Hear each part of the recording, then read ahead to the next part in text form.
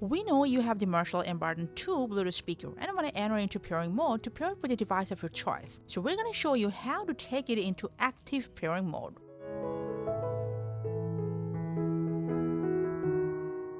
So let's say you're taking it to pairing mode for the first time. For that, press and hold the control knob for just 2 seconds to turn it on.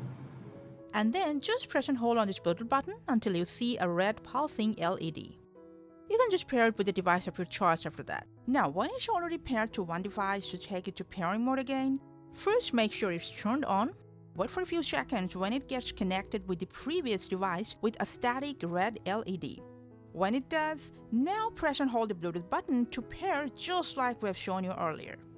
And gets into pairing mode again. And hey, it can be paired to multiple devices simultaneously without disconnecting from another. And that's how you can enter pairing mode on your Marshall Emberton 2 Bluetooth speaker. Thanks for watching.